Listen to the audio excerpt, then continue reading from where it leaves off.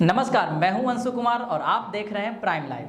अभी हाल ही में यूएसए की commodity rating agency S&P global ने एक आर्टिकल पब्लिश की और उसमें बताया कि Turkey rejects Indian durum wheat shipment on phytosanitary concerns. इसका मतलब यह है कि टर्की ने भारतीय गेहूं की फाइटोसैनिटरी कंसर्न का हवाला देते हुए गेहूं की खेप लेने से इनकार कर दिया है। फाइटोसैनिटरी का मतलब होता है एक तरह का पौधा में होने वाली बीमारी। रूबेला नाम की एक बीमारी के कारण भारत के गेहूं लेने से इनकार कर दिया गया है। क्या है पूरा मामला, जानेंगे इस वीडियो में। क्या सच में भारतीय गेहूं में रूबेला नाम की कोई बीमारी है या फिर कोई और कारण है? अब आप यह कहेंगे कि भारत ने तो कुछ दिन पहले ही गेहूं के निर्यात पर बैन लगाया था, तो फिर गेहूं की खेप तुर्की कैसे जा रही है? दरअसल बात यह है कि भारत में यह ऐलान किया गया था कि हम नए किसी भी देश को अपना गेहूं निर्यात नहीं करेंगे, लेकिन जो देश पहले ऑर्डर दे दिया था उसकी खेप नहीं रोका जाएगा। भारत इसी वजह से तुर्की को अपना गेहूं दिया, क्योंकि तुर्की ने बैन होने से पहले ही भारत से गेहूं की मांग की थी। इस वजह से भारत ने 29 मई को गेहूं की शिपमेंट को तुर्की भेजा था, लेकिन तुर्की ने बीमारी का बहाना लगाते हुए इसे वापस ले जाने को कहा। इस बात से भारतीय व्यापारियों को काफ़ी झटका लगा है, क्योंकि एक एलिगेशन के कारण भारत का व्यापार पर गहरा प्रभाव पड़ सकता है। दरअसल जब जहाज़ 29 मई को यह खेप लेकर तुर्की पहुंचा तो उसे वापस लौटाना पड़ा। तुर्की प्रशासन ने भारत द्वारा भेजे गए गेहूं की खेप को लेने से इनकार कर दिया।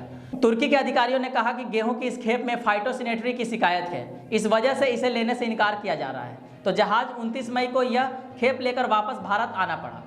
गेहूं की 15 मिलियन टन खेप के वापस आने से भारत के व्यापारियों की मुश्किलें बढ़ती नजर आ रही है। S&P ग्लोबल कमोडिटी के अनुसार 56,877 टन गेहूं लोड करके भेजा गया था, जो अब कंडाला पोर्ट से वापस आ रहा है। हालांकि इस मामले में अभी भारत के कृषि मंत्रालय ने कोई टिप्पणी नहीं की है।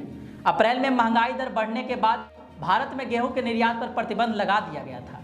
अप्रैल में एशिया की तीसरी सबसे बड़ी अर्थव्यवस्था में महंगाई दर अपने उच्चतम स्तर 7.79% पर पहुंच गई थी। वही खाद्य कीमतें 8.38% दर्ज की गई थी।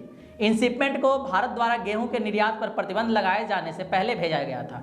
इसे एक प्राइवेट कंपनी की ओर से भेजा गया था। व्यापारियों ने निर्यात दोगुना कर दिया था। पिछले महीने गेहूं के दाम में 20% की बढ़ोतरी देखने को मिली थी, जिसके चलते गेहूं के निर्यात को रोक दिया गया था। जो कि भारत गेहूं का बड़ा निर्यातक नहीं है, लेकिन कई देश यूक्रेन युद्ध के कारण वैश्विक कमी को पूरा करने के लिए इसकी आपूर्ति पर भरोसा कर रहे हैं। इस साल मार्च में एक्सपोर्टर्स ने 70 लाख टन शिप किया था।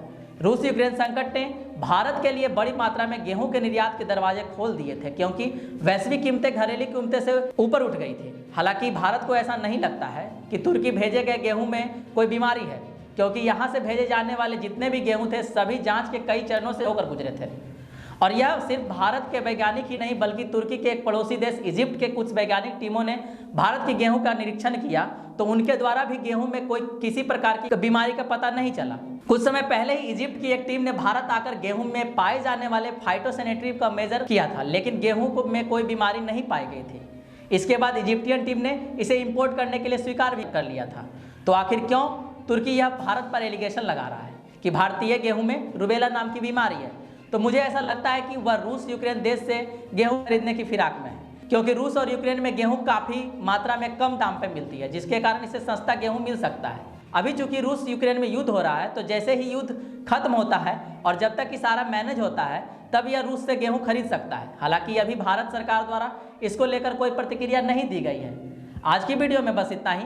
मिलते हैं आपसे अगली वीडियो में। ऐसी ही खबरों के साथ बने रहें प्राइम लाइव चैनल से। वीडियो पसंद आ रही हो तो लाइक शेयर सब्सक्राइब करना ना भूलें।